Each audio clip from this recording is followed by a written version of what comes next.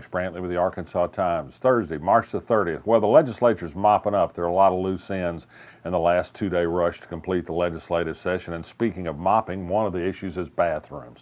Senator Linda Collins-Smith of Pocahontas yesterday decided to withdraw her bill, her bathroom bill, that would make it improper for transgender people to use the restroom or shower room that didn't comport with their birth gender. She couldn't get that bill through the Senate Judiciary Committee, thanks in large part to resistance from Chairman Jeremy Hutchinson, who deserves a round of applause for what he's done there. This comes as North Carolina has passed what some have called a compromise and a repeal of HB 2, the bathroom bill that has caused North Carolina so much trouble. Gay rights groups have said it's not an acceptable compromise. It's still a bill that discriminates against gay people. It continues the part of the North Carolina law that prevents local option ordinances to protect gay people. Arkansas, of course, already has just such a law. We're a great state for legal discrimination against gay people. And this is interesting because the NCAA this week has sent out some new and very clear guidelines on what it expects from places that hold NCAA events. It wants to ask those people to fill out questionnaires that show how they create an environment that is welcoming to all sorts of people and does not discriminate. That would be hard to do in Arkansas in the future. Another big hanging issue is guns. You know, we passed a bill to dramatically expand where you can take concealed weapons in Arkansas. Then there were some concerns raised, particularly because, it included the ability to take guns to football games at the University of Arkansas and other colleges, but really Razorbacks were all anybody really worried about. Well, there's really been a blowback on that.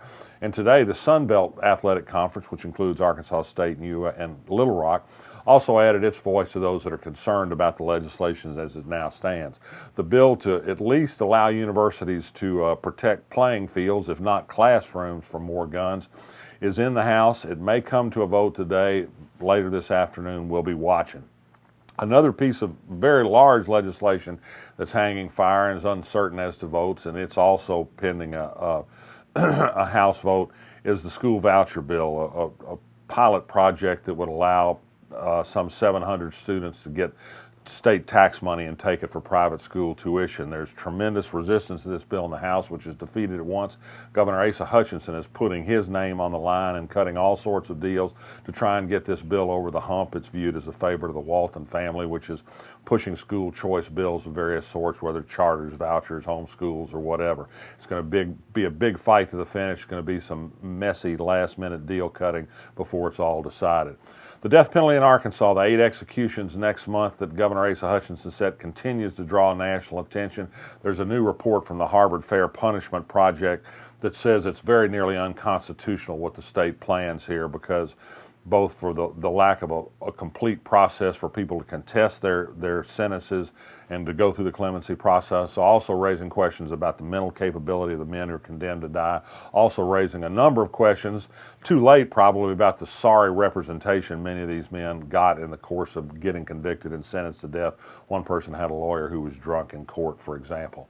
Not likely to change anything. A new person has added his voice to the list of correction officials who've asked Governor Hutchinson to reconsider doing so many in such a short period of time. He's a former sergeant on death row at the maximum security unit in Arkansas, so he has some first-hand information. On the fourth try today, a House committee approved a bill that would assess the state sales tax on internet sales. If a court says this is a legal procedure, this could be a boon to the state if it ever comes to pass. This is just an interim step. Democrats tried to attach an amendment that would dedicate this money to some things that help poor people, given the number of tax cuts that have already cut into state services so far, but they couldn't quite get it out of committee. Joe Jett, who used to be a Democrat and used to favor these sorts of things, is now a Republican, and he wouldn't give it the 11th vote it needed. MetroPlan, the community regional planning agency, is going to have a public hearing next month, says it needs to have one on whether it should change its transportation plan to allow this $600 million plus concrete gulch that the highway department wants to build by widening Interstate 30 through Little Rock and doing further damage to a city already damaged by high-speed freeways. You might want to put that down in your calendar. That's it so far. It looks like another late night at the legislature. Lots of fun going on in Washington about Russia and Donald Trump. Donald Trump says he may work with Democrats. That'll be the day on health care.